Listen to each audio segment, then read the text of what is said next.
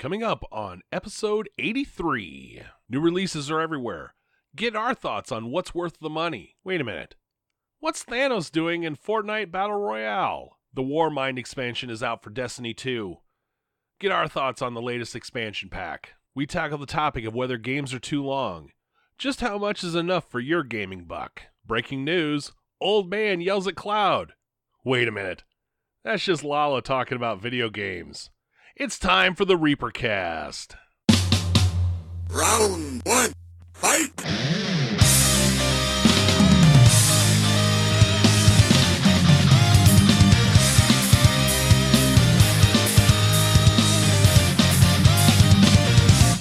The Grim Reaper Gamers are a 25 and over gaming community with members spanning the globe, playing games across all genres, but our roots are in first-person shooters. Bring your thick skin, drink of choice, and grab your controller as GRG members are on nightly with official community nights every Wednesday. And now, it's time for the Reapercast. Hello, everybody, and welcome to the Grim Reaper Gamers Reapercast. We are on episode 83. We have a hell of a lot to talk about, and we have the sometimes present fourth chair to join us tonight. So let's go without any further ado. Second chair, my co-host. He is still basking in the glory of the Philadelphia Eagles, even so much that he's actually wearing a Philly shirt tonight. Jammer, how the hell are you? What you drinking? What you playing? Hi, John. How are you? I'm good. Always concerned about you. Oh, well, that makes one of us. Yeah. Well, I know your wife isn't, so somebody's got to be. Not even close. I'm a shock top tonight, and I finished God of War because I'm a dedicated, focused gamer now. I don't do any of that, jumping all around. And then I picked up the complete edition of Horizon Zero Dawn for $40 with all the DLC and everything included. So I've started that. That way I can make sure I am, not playing with anybody and just, playing with myself, which is always more fun. Even though we say don't game alone and all that bullshit at the end. Our age, all we can do is play with ourselves anyway. Yes, so. Yeah. And my Phillies, by the way, with that shirt, a half a game out of first place. Thank you. That ain't bad. They're having a pretty decent year. Yeah, so there you go. So I'm doing great. All right. Speaking of Philadelphia, the third chair, the head grumpkin, the man behind the tomato meter, the ever happy Lala Calamari. Jack, how the hell are you? What you drinking? What you playing? It's always a pleasure to be on the Reapercast with you guys. All right. Hey, Jabber, start the Lala Lies thread. Yeah, hold on. Everybody, we thank you for listening. We thank you for listening. This is our last show, and that's it. Yeah, I'm doing fine as usual. I am drinking a Sierra Nevada Pale Ale. It's kind of one of my go-to beers. When in doubt, just get that. It's always good. And I'm playing. I pretty much focused the last 2 weeks on Elder Scrolls. I leveled up. They had a big XP event, and I leveled up a Dragon Knight, and was working on getting him geared up and spending some time with PvP and Cyrodiil.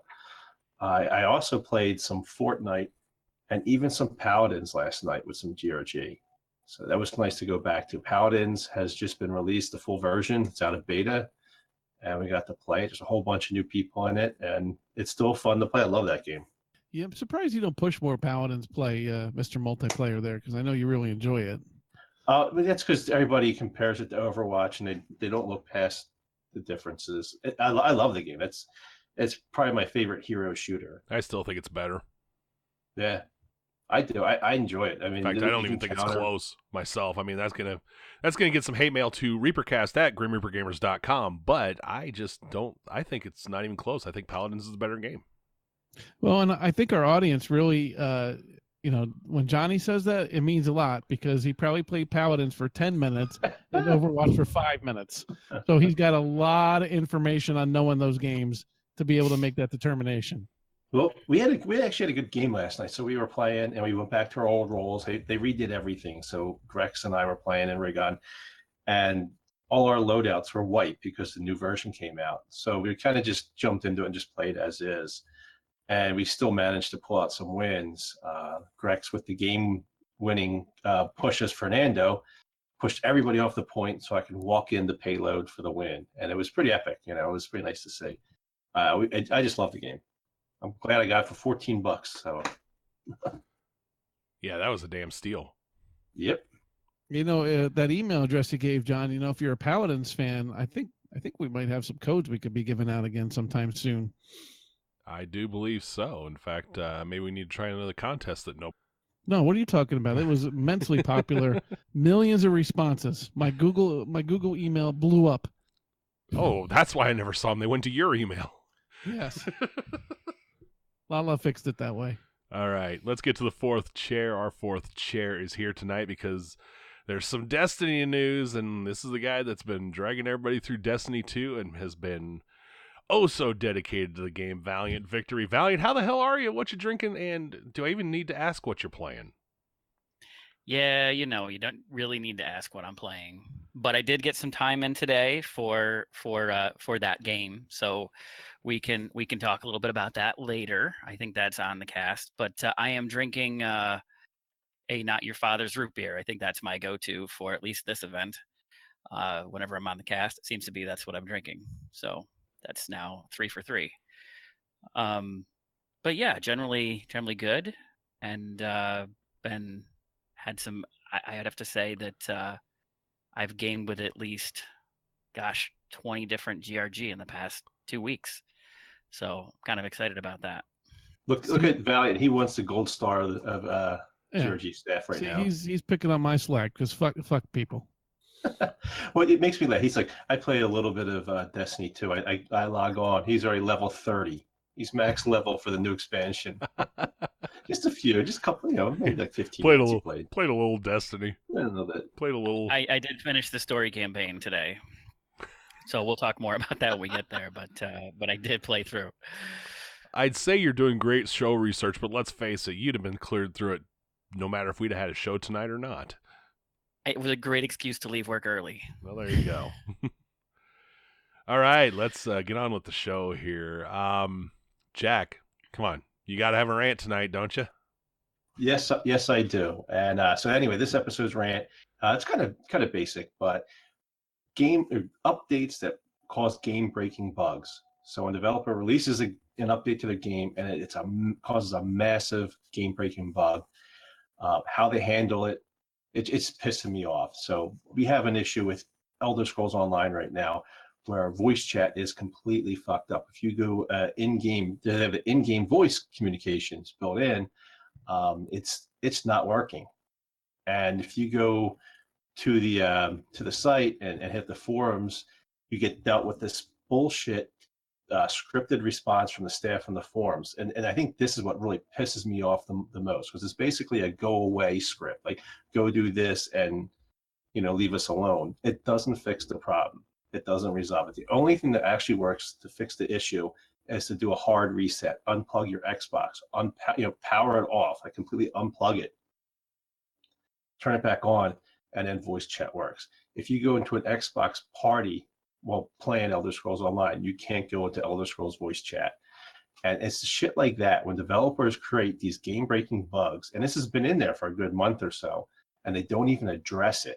So it's not being addressed in the forums. There's no information on it in the forums. There should be a bulletin, a pinned message up there. I even went so far to open up a ticket for in-game support. No response. I never got a response from anybody. Whoa, wait a minute. Do they realize that you're a high-power official? No, they don't, and now they're paying for it right now. Website. So yeah, I go through the trouble. I create this ticket. I get no response, but this is the best part. I get an email with a survey. How was your ticket? How was your ticket with support? I'm like, really?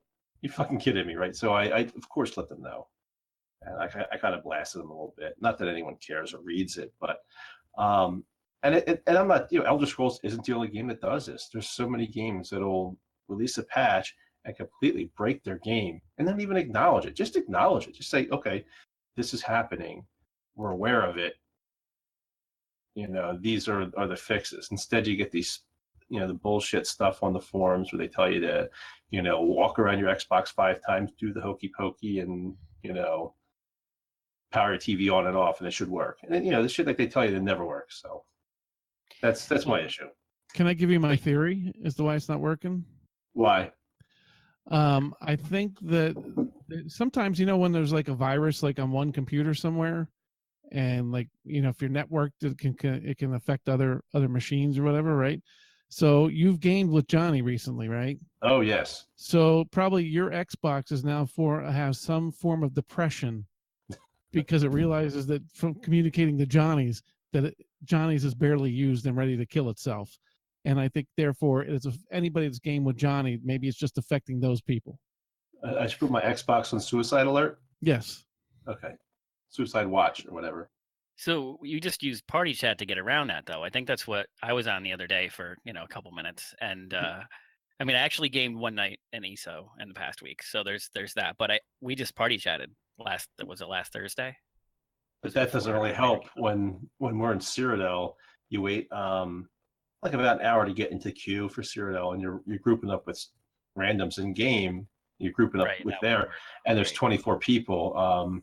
But that's just one of the things. I mean, like, there's so many different game companies that actually create these. They release an update that breaks the game, and they don't even address it and don't acknowledge it and don't tell you the proper way to fix it, or even like a workaround. I mean, even if they just said you have to hard reset your Xbox, fine. I mean, the information that they're giving people is just wrong. It's blatantly wrong. It just pisses me off. I hate that stuff. Working in IT with troubleshooting stuff, I hate bullshit answers like that. This is one of the saltier rants you've had in a while, really. Oh, please, wait a minute. We all know, both of us at least, John, we know there's one rant that one day is going to be called the nuclear rant. It's there. He's just not using it yet. So there's an epic nuclear rant that is in there that he's just not using. Oh, I know. I'm just saying, compared to like the past few shows, this has been rather salty. I mean, he's been a little more legit pissed this time than he has in the past. Than the past indignation that he's had in the past. I think it's dealing with my help desk at work and the knuckleheads I work with, and the crap they come up with. Oh, it's network issue. It's a network issue. All right. Yeah, that's fine. It kind of got me. So it kind of got to me. That's how. That's like when I get. That's like when I get somebody. When I get somebody telling me that their registers don't work because, or their their little handheld units don't work at the store level because the corporate software is the problem. I mean, we don't touch it, but hey. I mean, I opened up a ticket. I got an email response that the ticket was open, and then 2 days later, I get a survey asking, what I thought of the support for that ticket. Well, no I relish those. Me. I love those because then I can because that's when I can let every frustration at everybody else go. Everybody else I can't say go to hell. No. This survey I can. I love that. It's like a Twitter for you. Actually, you know what it's like? It's like when like back in college when it got to the final exam and you got to write your evaluation of the instructor, and if I had a particularly bad one, I mean, I had one I wrote two college-ruled notebook pages front and back, ripping the piss out of an instructor.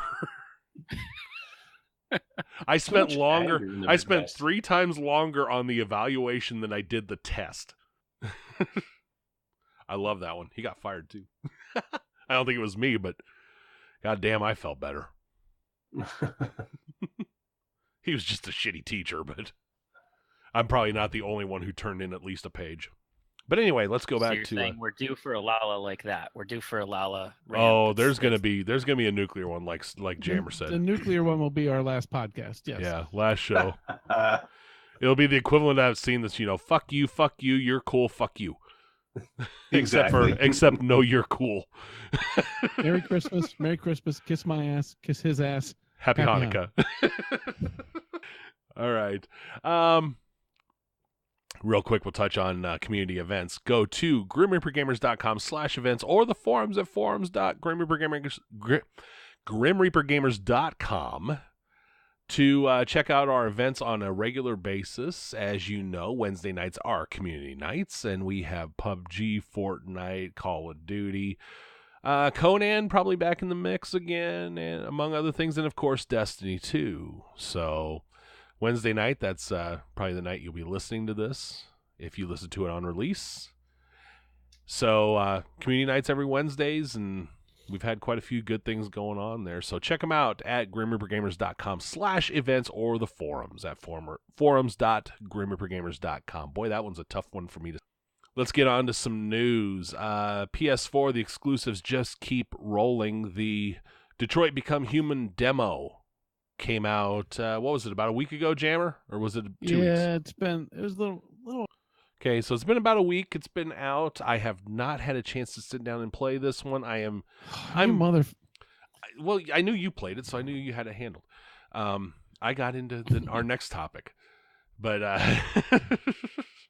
Lala, Valiant, do you see the unprofessionalism we work with now? I mean, it's a 20-minute demo.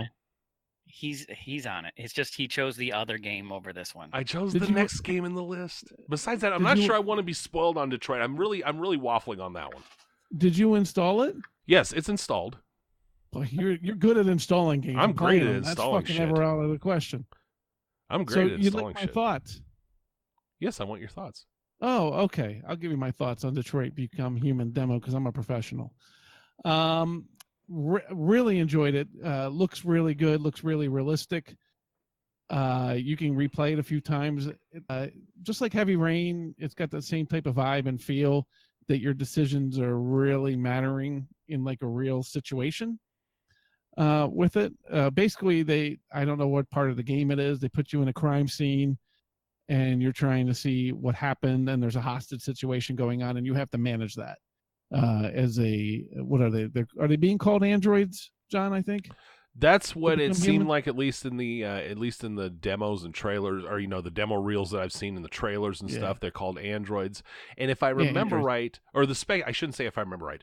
The speculation is this is like one of the first couple of scenes in the game of the demo. Yeah, okay. The demo is one of the first couple scenes in the game.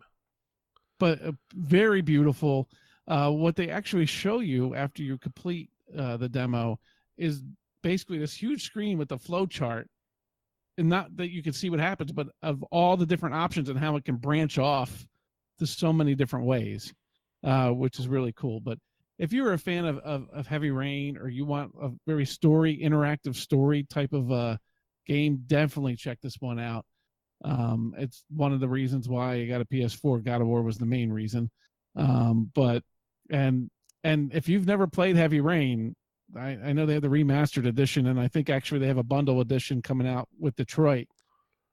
Heavy Rain was a fantastic game too. It had a very emotional beginning in that mall scene, John. I don't know if you remember or whatever. Yes. Oh yeah. Very excellent. I'd probably say more of an interactive game. John, it's not a shooter. It's a decision making. It's an interactive. It's more decision making. Interactive movie is probably too little to describe it, but I think it's somewhere between interactive movie and the old point and click adventure style. Somewhere in that. So that's similar to like the Telltale. Like the last time we were talking about that. The Batman. Probably with a little more quick time events. I think they do rely a lot more on quick time events than the Telltale games do. At least Heavy Rain did. And you got to make quick decisions. And isn't Beyond Two Souls the other game from the other PS3 game from Quantic Dream? Isn't that one of the free games on? And that's free right now. So that's another one you could check out. I don't think it was as popular as Heavy Rain or Detroit's going to be, but it's a very similar type of game that's free on for PS Plus members right now that you could check out. Just to see. It actually has Ellen Page, the actress, is kind of in that one. So that would be another way to check it out. But I mean, I'd recommend Heavy Rain even because that game was fantastic. And if I remember right, Heavy Rain I think is a pre-order bonus for Detroit Become Human. We might have to check into that, but I think there's either that or you can buy a bundle for like $10 more. Maybe that's it. Maybe it's that. I couldn't. Yeah, it's either that or a pre-order bonus. I think it's $60 for the game, and then $70 if you want Heavy Rain included. And if you don't have Heavy Rain, that's worth $10. Definitely a good game. All right, now on to the other game, which I actually chose to spend more time with over the demo for Detroit Beyond Human. Conan, how much time? I threw about 3 or 4 hours. Be honest. I threw about 3 or 4 hours in on the, but I got to start my character over. I don't like it. I screwed up. But I spent about 3 or 4 hours in on the server. Yeah, I mean, I was tinkering around with some stuff and back and forth, but on the server, I spent about 3 or 4 hours. Conan Exiles is back. The release it's out of early access today. They've added a ton of new biomes. In fact, they added 3 new biomes with the release: a jungle biome, a volcano biome, and another. God, it escapes me what the third biome is. But they've added more, so the map has expanded huge. I mean, there's the snow area, the grassy plains with the aqueduct. There's the mountains and deserts that were there in the original early access game. So, tons of new combat system, some new beasts, more NPCs to interact with and fight. I'll tell you what, my impressions are it's a hell of an upgrade, and it's got me hooked again. It's great. The names of the biomes are arid, desert, and savanna grass are the names of the biomes. Okay, and then there's a volcano and and a jungle that's been added. I tell you, when we played this before when it was early access, I really had a lot of fun with the game. We couldn't. I remember we tried to go into some cave or whatever. We just got fucking destroyed, no matter what we did. But I had built a really nice place up on this ledge and all this stuff, and then we wiped the server and fuck everybody for killing my stuff. But really fun game. I'm gonna check it out again. And I mean, Jesus, we had at least an hour of entertainment of us just jumping up and down with our dicks flopping around, in the game. It's such an immature type of thing that they have in the game, but it really makes it funny. And the best thing with that game, I'll bring it up, but when I was playing with Grex in the early access, and I had just died, and his kid happened to be coming by, and I hear through the mic, which I couldn't believe I could hear because it was Grex's mic. I heard, "Daddy, why is that man naked?" Because I spawned naked. So stuff like that's great. The good news about Conan Exiles is they have not nerfed the wang and boob physics. They are as ridiculous as ever. They didn't add clothes, in other words. Nope. But there's clothes. They just refuse not to wear them.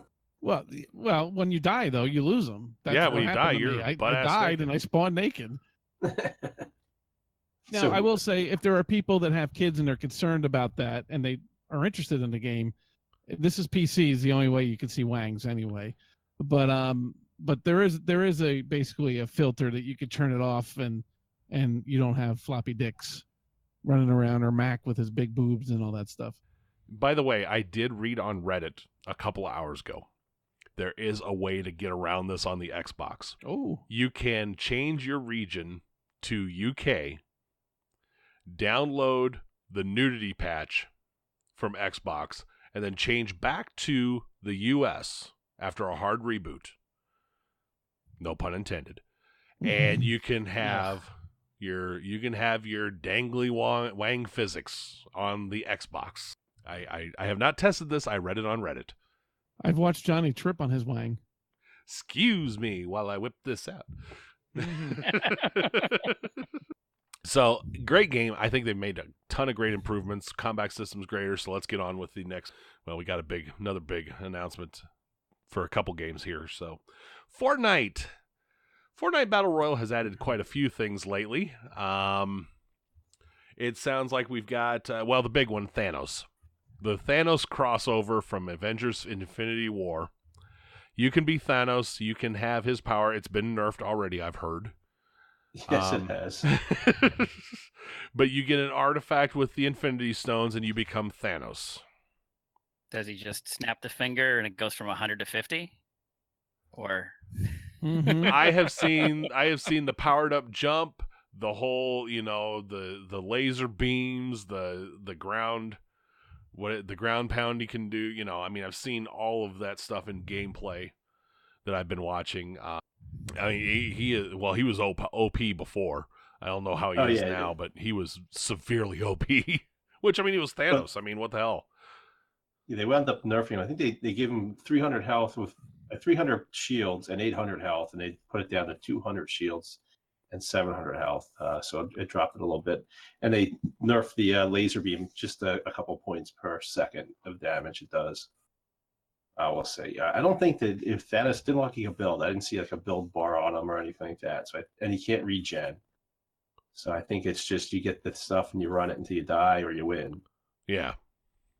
So do you pick up something and The become Infinity, Thanos? the glove, you got the glove, and it's like lit up so everybody can see it on the map. And obviously, because they want people to go there and fight for that. So it's a big power weapon to go pick up, get, earn, and just kick ass once you get it. It's a lot more than a cosmetic. Yeah, a lot more. And it's a limited event, like most of this theirs. would be like till the weekend or something like that. It'll be done soon. Probably about a week or so. Usually that's about what they run their events. Other news, they have the the boneless walk. If you have ever seen Conor McGregor or Vince McMahon with their strut to the ring, you know this walk. The latest dance added to it that you can buy. Is it part of the Battle Pass, Lala? I don't know. It's not part of the Battle Pass. I think there's going to be some, and as soon as it's available, I'm absolutely buying it. Yeah, you get the boneless walk. Absolutely buying it. You get the boneless strut. Yeah, it's excellent. So it's something, and this is what Fortnite does very well. I mean, they released this game. It's free to everybody to play, and they come up with good ways for people to go and spend money to support the game. So they'll introduce like these dances or these emotes, and people have no problems buying. Like I'll go log on and buy this as soon as it's available. Have a sip, John. It's all right. Sorry. Yeah. It caught me in the drink right there. Well, way to help him out, Lala. No, I'm not helping anybody today. That's all right. We can cut that sucker right out. In fact, nobody's going to know what the hell we're talking about. Other news for Fortnite, a academy in Michigan has been blaming Fortnite for their students coming in tired, saying that they are coming in with very little sleep, talking about how they played Fortnite all night long, and their students aren't ready for classes, and they're not performing well because of Fortnite, and it's all Fortnite's. Isn't this an old argument? Didn't they say this when we were in college? They blamed the bars downtown for the students being tired the next morning. They blamed Ozzy Osbourne for Isn't that what you guys suicide when have? I was in junior high. I mean, if the parents groups were all right, I'd have been dead by now because Couldn't play Stairway to Heaven backwards on an album. Meant we were worshiping the devil. yeah. And then what was it? Beatles song number 9. If you played it backwards, you heard "Turn Me On, Dead Man." Turn me on, which sounded oddly like. Yeah, I heard it. Well, obviously I can speak to this with students. They're playing Fortnite a ton. That is the game for high school students. That's it. Oh, I don't That's doubt all they that. talk about. That's all they're playing. Some kids, that's all they even have on their Xbox. I will say, with dealing with high school students, that they could not be playing any video games, and you know what? They're always fucking tired. Of course They're always tired.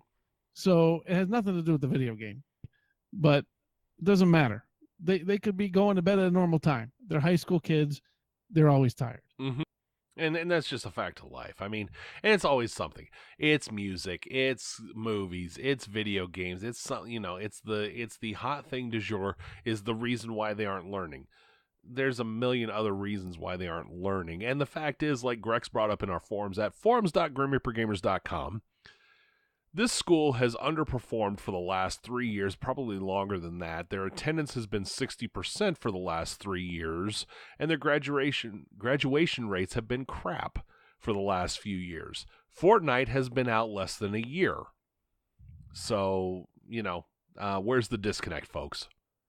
Yeah, I mean, people are playing like Call of Duty or Counter-Strike, all the different games. The game's been around forever. I mean, we've been playing Atari games back when we were kids. Yeah. It's nothing new to play, Blaming Fortnite for people being tired and staying up all night playing video games. I don't know. I mean, that's just bad parenting. My buddies and I played. All it is. My buddies and I played Tetris on the NES for 18 hours straight once.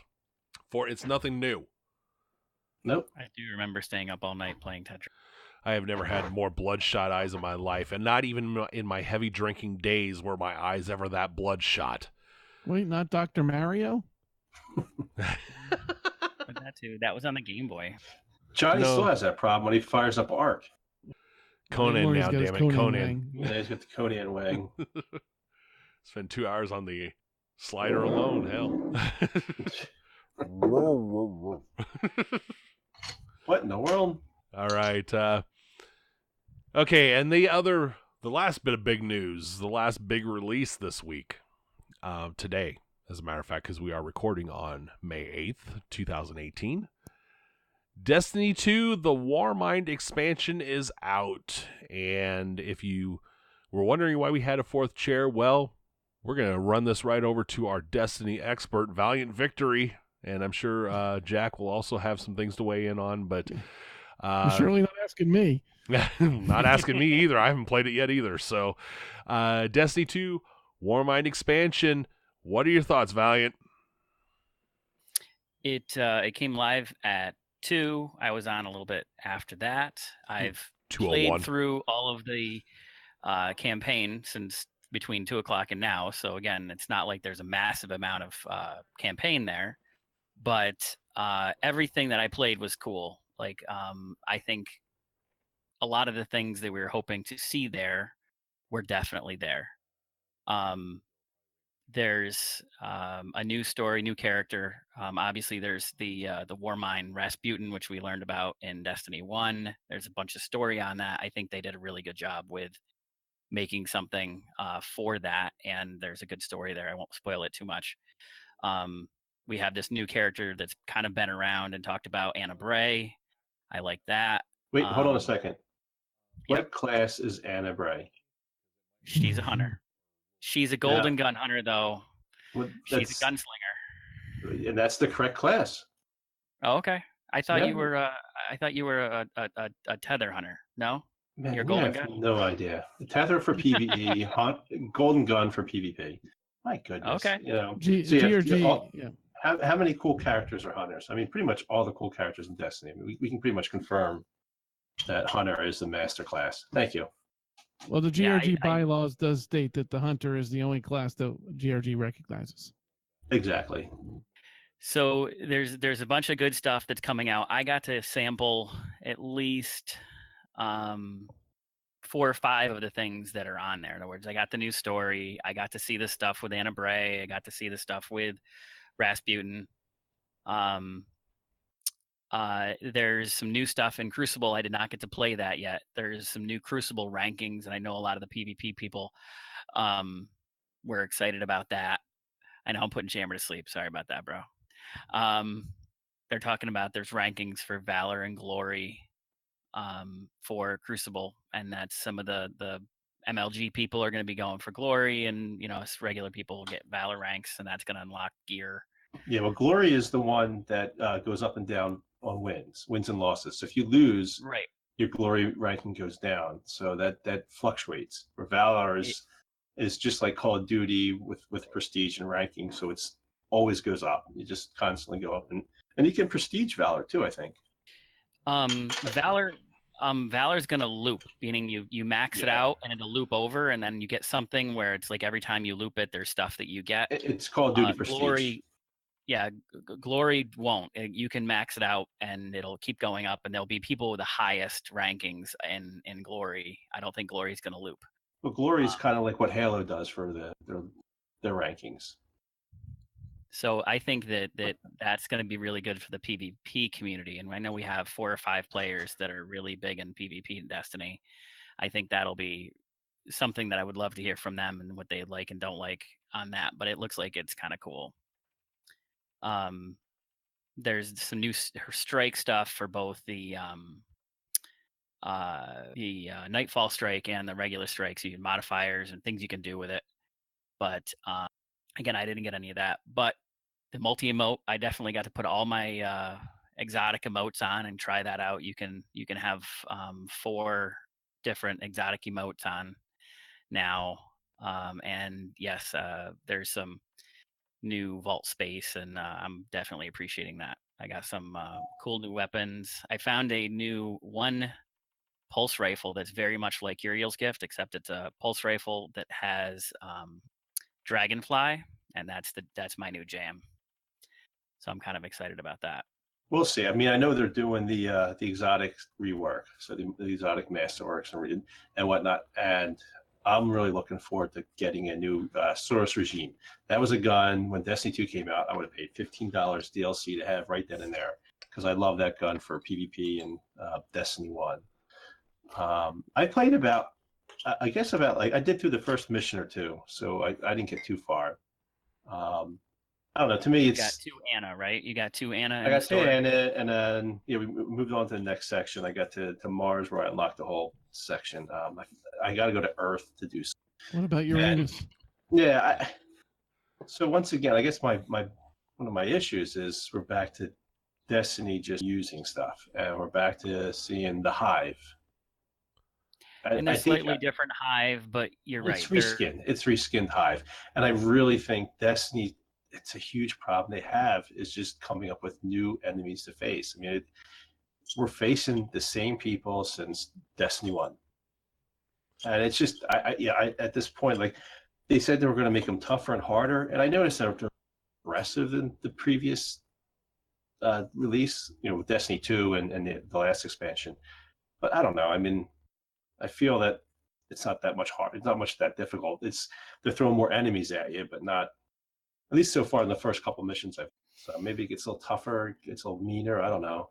So there's a couple spots in there that I definitely, because I guess I'll share that I played all the way through the story. I'm all the way through the complete story, and now I'm on to the end game stuff on Mars. I am shocked. And, I am just shocked.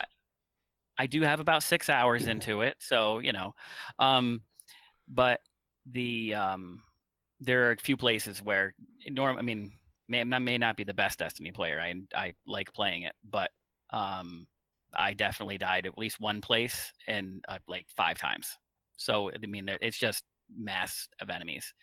And as far as end game, I think they're doing some stuff to make it like there's definitely some hard stuff. You crossed where if you went to Anna on Mars, there's a spot where the Escalation Protocol happens, like where that event happens. Yeah. I played through. I joined somebody else, and they were playing, and it's 5 levels. We didn't make it through the first level. Now again, it's max light, so it's designed to be a 385 event, and I was like 340, but I definitely got destroyed in there. Me and 5 other people, 5 other randoms. So I mean, and that's the other thing, like that game mode is a combination of past game modes. So you got the Quarter Oryx and what's the other one? Archon's Forge. Archon's Forge, and it's kind of like a combination of that. So it is. Yep. I don't know, and that wasn't something for me personally. That wasn't a big draw. I mean, I did it a few times. This one, at least, they're tying in some weekly reward to it. So you face a different boss each week. The gear for I think there's like 5 or 7 bosses they have. And each week will be a different boss. 5 rotating bosses, yeah. Yep. And then each has to have unique gear that's tied to that. So we'll say. But I guess we get to like the thoughts of like Destiny 2, like, and with this expansion. Yeah, I want to ask you guys, and it's actually a tough question probably for Valiant because he doesn't enjoy the game and play it. But from playing this or whatever, do you believe that this is going to help keep the Destiny players there? Because the Destiny 2 players dropped off very significantly compared to the Destiny 1 that once the first expansion hit where they carried through. Is this going to bring people back to try it out and they're going to enjoy it enough that they're going to stick around, or is it going to be the same thing that happened with initial release of it? Lala, do you want to go first on that one? What your thought was? Yeah, I'll go first because I'll give my unbiased opinion of it at the fanboy. No, I think people need to understand what Destiny 2 is. Destiny 2 is Destiny geared more towards a casual player, and you're able to consume that content so much faster. Oh, what's going on? Oh, so yeah, you're able to. So Valiant already beat the campaign in 5 hours. So you're paying for an expansion. It's supposed to be a big expansion, one of the major ones they have, where they have 2 this release. 5 hours already passed through the storyline, Now you start to grind to get to end gear or end game. Destiny messed up. I think they really needed to go and not gear the game towards a casual player, but make it a little bit, expand it from Destiny 1. Make it larger, make it grander. Take a look at like Warcraft or Elder Scrolls Online and scale that back to a more casual player. Instead of scaling Destiny to a casual player, scale an actual MMO towards a casual player. Give you the content, make the areas bigger. I paid, what, $30 for Morrowind? It took me weeks to finish the stories through that. Weeks to finish like the main quest line and the side stories and the dungeons and the trials, the raids they put into that. And that's a $30 expansion. And they come out with their little expansions like Dark Brotherhood or tiny ones that are included with their ESO Plus. They take weeks to finish. So now I'm paying, whatever it is for the Destiny expansion, and I'm done the storyline in 5 hours. Then I start the quest, the grind towards the end game gear. I'm going to repeat strikes I've already played, and then the 2 new ones over and over and over again. I don't think that Destiny 2. So this expansion will bring players out. They'll play it. They'll consume the content quickly, get to end game, maybe do the raid once, and then go on to the next game. And I think that's the way to look at Destiny right now, until they make a shift in how they create the game.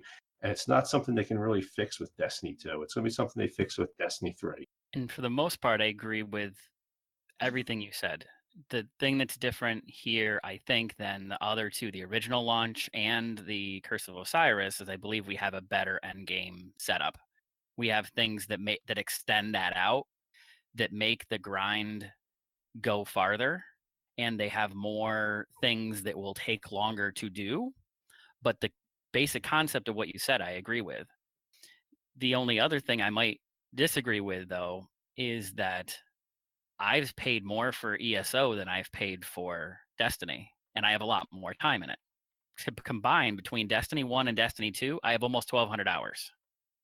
I don't know if you have 1,200 hours in ESO, but I don't think I'll have 1,200 hours in ESO anytime soon. But I do play Destiny a lot. Yeah, and that's fine. I mean, yeah, I definitely have probably a lot more than that in Elder Scrolls. And I'm not complaining about Destiny with the amount of time put into it. I mean, to me, I'll go play the game. I'll pass through the campaign. I'll play PvP. I enjoy PvP a lot. Maybe I'll try a raid, and I'm fine with it. I mean, I'm not going to be one that gets crazy about spending $20 for an expansion, $30 for an expansion. If I play it for a week or 2 weeks, I got my money's worth. I mean, it's cheaper than going to a movie. But as far as, I just wanted to add one thing. You had up here a Taken Queen expansion, and yeah, I agree that needs to happen. She's my in-game game crush. I love the Taken Queen. I want to see her. I want to see an expansion based around her. I can't believe she's dead. She's not dead. Not my queen.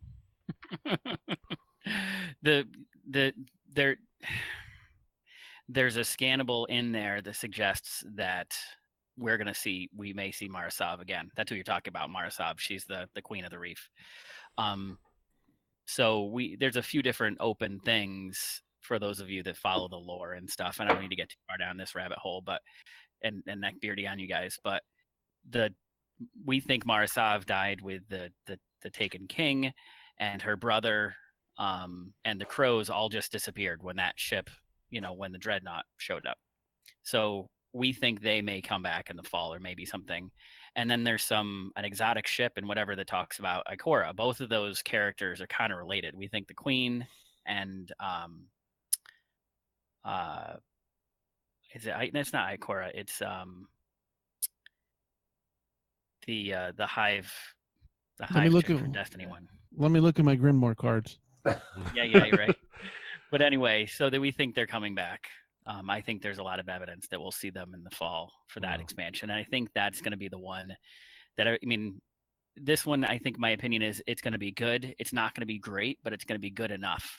I think it's going to be good enough to bring a lot of players back. They'll get some content. They'll play, there'll be some hate mail, but it'll be okay.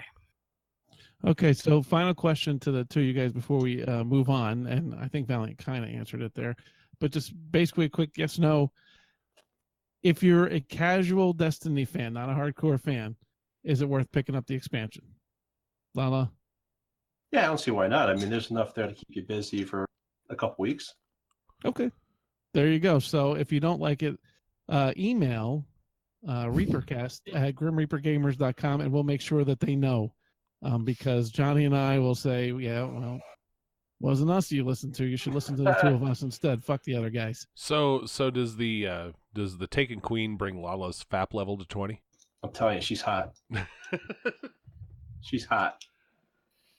He just writes Hunter on a piece of paper and that gets him fapping. She's my video game Lagatha.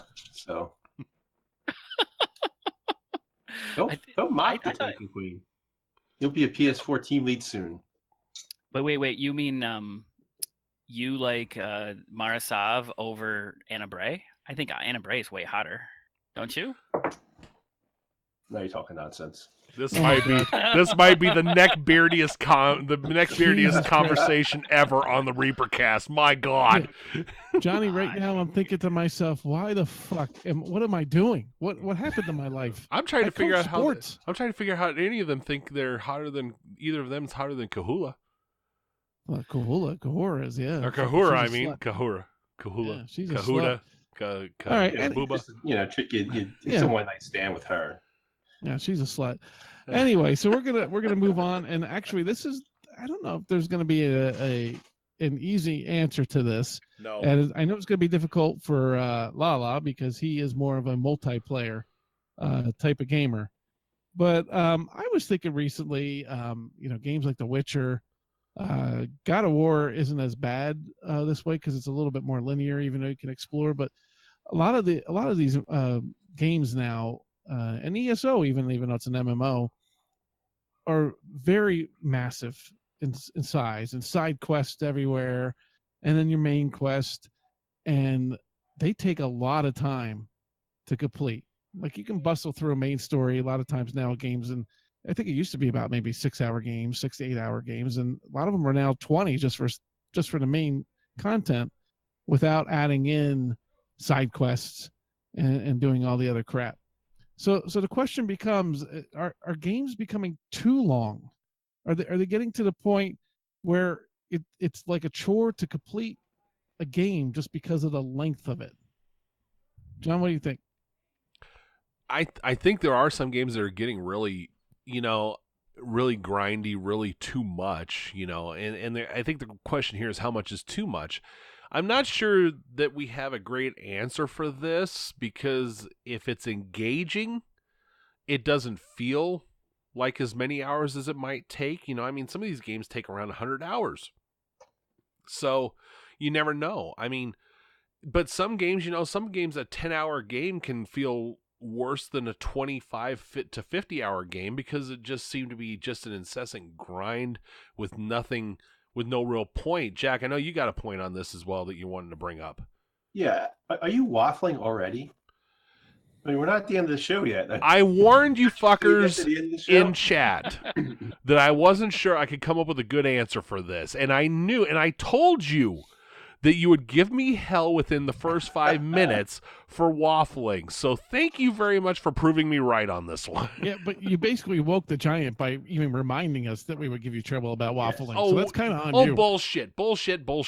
You guys would have given me hell anyway because you just wait for me to waffle on a day. This is a hard discussion just because we have Jack here who upgrades his horse. Opinions about this. Yeah, no, I'll get to you. But you get your horse dick that he does every day. Like religiously, he does that. Valiant just said that he's put in 1,200 fucking hours in the Halo 8, right? And so we got two people here that play a lot of fucking hours on games. So this is gonna be interesting. But go ahead. What's your thoughts, Jack? Okay, so if we're talking about like a single player, having a huge campaign like Witcher or God of War, where it takes you 20, 30 hours to complete, that's fine. I think the difference is when that single player game also has multiplayer built in. So a game like Halo 5 or Call of Duty, a campaign lasts 6 hours, is perfect because really the meat of that game is the multiplayer. So you buy Call of Duty to play multiplayer online. the single player is nice. Some people play it, they get into it. Same with Halo. People, whatever, Halo, great story, blah, blah, blah. But they're really buying it to play Halo multiplayer online, the Forge maps and whatnot. So I think it really depends. If you're buying a single player only game, I think there should be a lot of content there to dig through. If you're playing like Assassin's Creed Origins, Grand Theft Auto, as far as like if it has the combination, I'm okay with a 5-hour campaign. What you think, Valiant? Well, I mean, RPGs. I mean, I remember playing the hell out of it. I'll go back to Final Fantasy VII, playing the hell out of Final Fantasy VII and having 225 hours, and that was in 1996, 1995 or thereabouts. Yeah, mid-90s, mid to late 90s. And what was the average about on that? 60 hours? Yeah. Most of those, like JRPGs, you can have those guys done in 60 hours. If you can do it in under 50, you're awesome, right? Like, but I think I played Final Fantasy 15 and I had 75 hours, and I thought it felt like it was short. It felt like that's it, 75 hours, that's all. My main thought right now with you saying these things is if you could jot down in chat how you have so much fucking time to game, because I'd like to figure that out, how to play that many hours of the game. That's why I'm like, holy shit, I wish I had that time. But go ahead. Well, it's 9 to midnight every night. That's I try to. I mean, I don't watch TV really. I mean, I try to get caught up on some shows and whatever, but for the most part, I don't. I don't keep up with TV very often. But that's it. I get like 3 hours a night, and that adds up to 20 hours a week. And then occasionally my wife lets me play on a weekend. She's sleeping back there. So. Yeah, so you can get away. See, I'm too busy studying podcasts, and proving things the way Lala likes me to. So so that what that brings to is that I think when you talk about like mid 90s games, and it kind of goes into what I had on the second part of the agenda here, is I mean, it's been a long time and I'm old. I don't remember shit anymore. Like God of War came out, and a month from now, John and I are excited for Detroit Become Human, right? That's a month in there with my life as a dad, as in at work, everything, that I got to get that other game done before I get to Detroit. I don't know if when you were playing Final Fantasy in the mid 90s, if there was some other really good game coming. There were games, but not to the magnitude that I think you get in releases now. So I'm wondering if long games, if that hurts with the completion percentage comparatively to maybe what you did 20 years ago where you would complete a game. Is it harder now because it's longer, because there's other content within 2 weeks sometimes of a release of a big game? I think in general that's true, right? Like, just if something better comes out, you might put it down, and it's just timing. I don't know if it's like when you go to the movies and you want to, there's 2 movies out you want to see, and you choose one over another, but they're both good, and then you end up seeing one on DVD. It wasn't that one was bad; it's just that you had to choose one over the other. But I think that's been, gosh, I remember the first game that I really wanted to finish that I never did. I never finished Majora's Mask. You guys remember that? That was an N64 game. Yeah, N64. Yeah, I was like kind of bummed because I think a Final Fantasy game came out when I was playing that, and I switched over to like Final Fantasy 8 or 9 before that came out, and that was still in the 90s. So I think it's just a general thing, not necessarily right now. I think it's an always kind of ever-present thing. You might have to choose one game you like over another game you would like, but it's a timing problem. John, you never finish games. So what you know what? Back then I used to.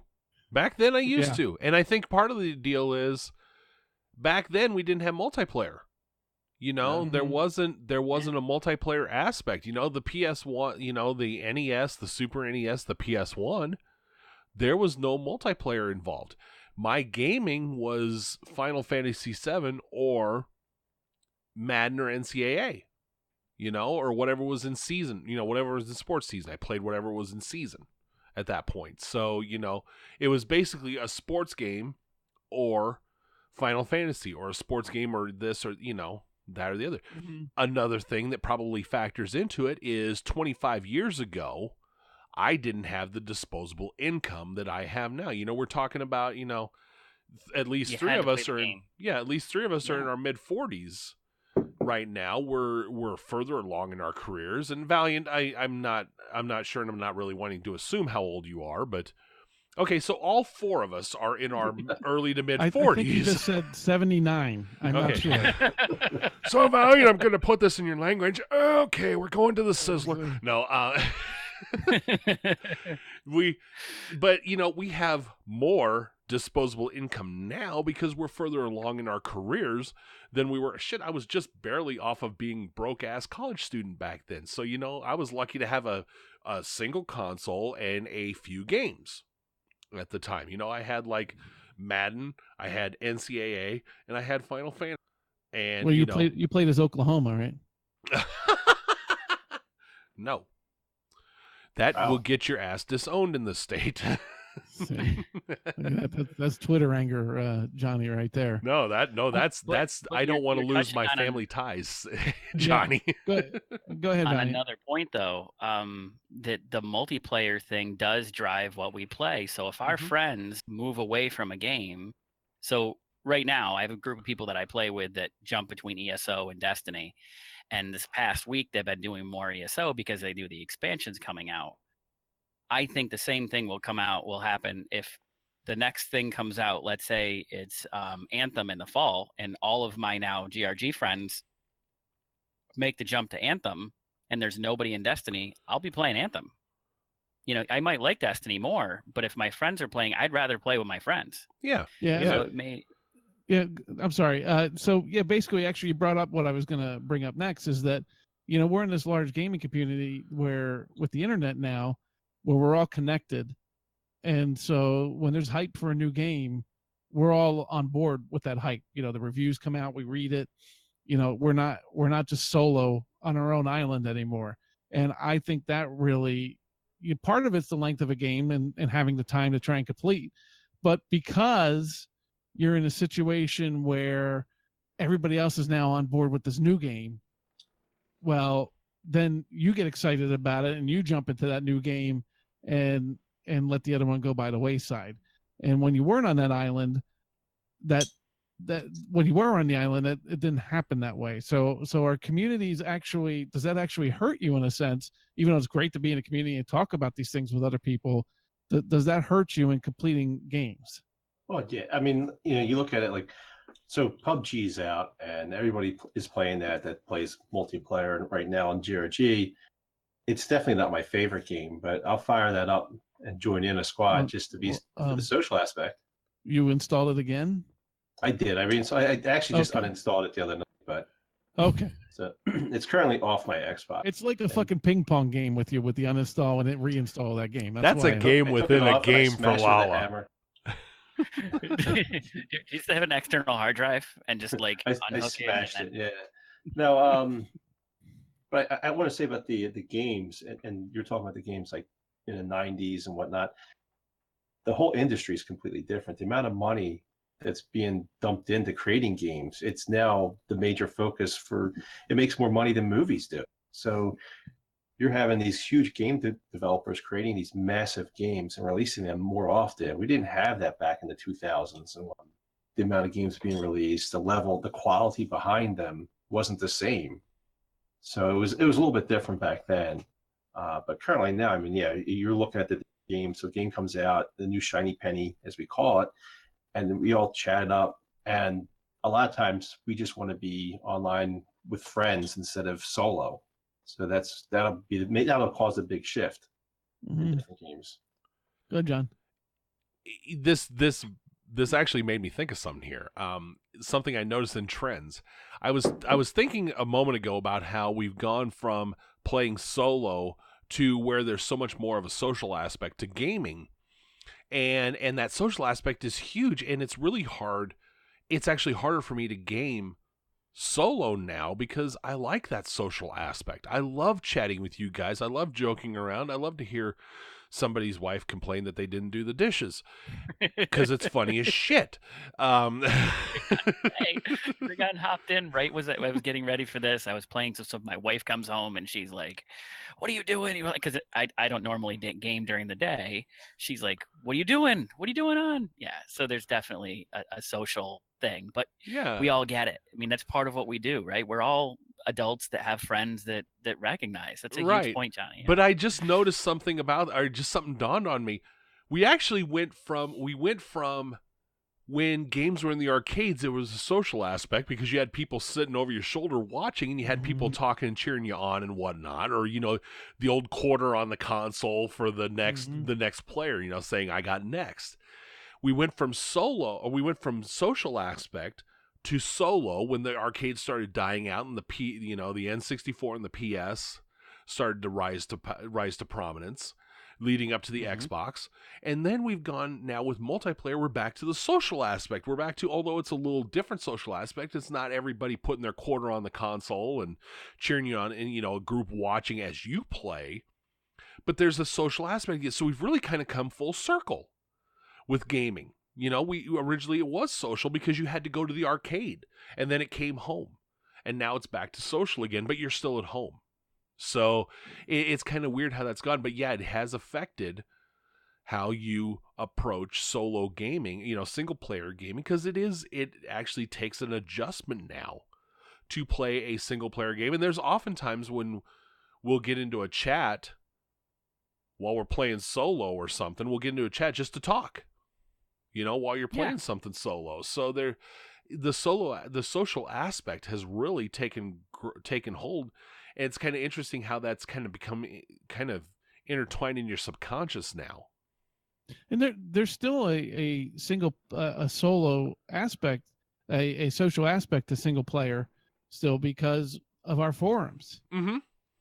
That's right. still Still talk about them. So it's like, Digital and I were both playing God of War. We were both trying to get done so we could talk about the game together. So it still has that, even if it's a single player, even if you're not chatting, there's still the social aspect when you're part of a gaming community. And that's where I think on the single player side that you still hop around. I mean, the reality is in a single player game, we're all stupid because just play the game. And then when you finish the game, so what if Detroit Become Human comes out 3 weeks from now or whatever? It's a single player game. What the fuck does it? In the reality of it, when does it really matter when I play that game? It doesn't. But I'm still going to be excited to get it, and I'm going to probably, because of the community I'm in, I'm going to play it right away because I want to talk about it with other people. But in the whole scheme of things with a single player game, that shouldn't really be a factor anymore. No, it probably shouldn't. I do have a question though for the group. Am I the only one who feels like it's odd to game without social interaction now, without being in party chat, without having people to talk to as you're gaming, whether I'm playing single player or multiplayer? Does it feel, to me, it feels odd not to be in chat with other people? Now, maybe that's because we're in a pretty tight-knit community and a lot of us have gamed, Val, you've been here, what have you been here, about a year, 2 years? No, I'm almost a year. Almost a year. Mm-hmm. So you're the relative newcomer. You've still been here a year. Jammer and I have gamed for over 10 years. Over 10 years. Right. Lala and I have gamed for 7-8 years, something like that. So you establish these deep friendships through these communities. Does it feel weird to you when you're gaming without a social aspect? So I'll speak to Final Fantasy because Final Fantasy 15 came out January a year ago, so it'd be January 17. And I played that after I got done with Destiny 1. I kind of was to the point where I'm like, all right, I'm max light. I'm kind of done. We've done the raids. Everything's that I can do, I did. I played through that, and it did feel weird. It felt artificial, right? Like when you play a game with other people, there's a certain liveness to it that's different than when you play a single player game without anybody else in it. It feels almost canned, for lack of a better term. It felt very lonely. And I have my NPCs that I'm playing with, but it felt lonely. And so to that point, absolutely. I think it's a different thing. And again, I know that I have some other single player stuff that I want to get back to, but I don't know if I'm going to make it a priority. Because the same thing with Destiny. If nobody's playing Destiny, I don't think I'm playing. I play because I game with my people. So Yeah. See, yeah. I say I play a lot of MMOs, so it varies. Depends. If I'm doing questing like an Elder Scrolls or like I did with Guild Wars, a lot of times I would do it solo just so I can pay attention to the storyline and hear the quests and whatnot. But I can only do that for so long. And one of the reasons why I like Elder Scrolls and what I like Guild Wars too was the big PvP sections, the World vs. World, Cyrodiil, and Elder Scrolls, where you have these massive groups fighting each other. So I'll go into the PvP guild and there'll be like 24 people in chat, all bullshit and carrying on. That's what I need to do, because obviously I would be bored out of my mind if it was just solo, if I wasn't with a group chat doing stuff like that. And you even will do it with randoms and those type of things where a lot of people won't. Yeah, I get to know the groups behind. I get a little too involved with those doing what and who the good people are and hook up with them. In Guild Wars, I was one of the bigger clans there, or bigger guilds in Guild Wars, and ran that.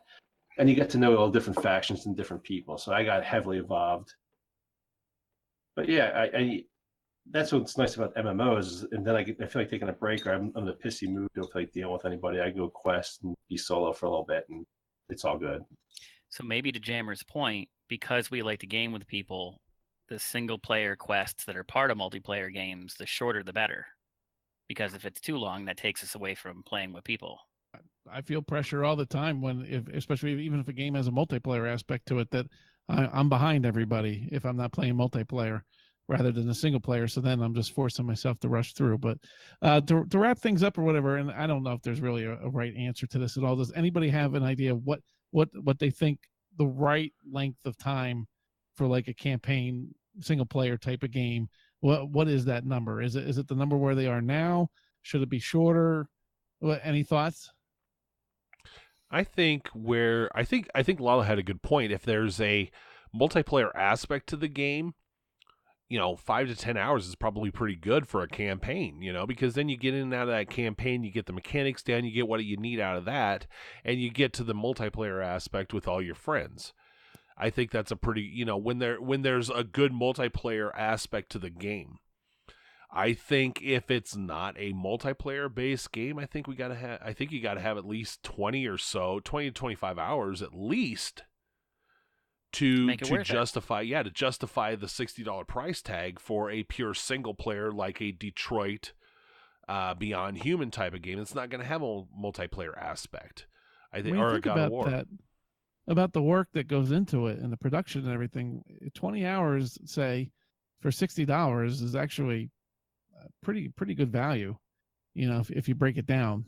Really. That's how I break down like DLC prices. People are like, I'm not buying map pack. It's $15, $20 here for the expansion. But how many hours do you need to get to make it worthwhile? If you play it for a week, 12 hours, 15 hours, and you pay $15, yeah, you're good. Yeah. So to go, I'm gonna throw it back to you, John, to finish out the show. But basically, our game's too long. I'm gonna be like John and say we don't know. Maybe not.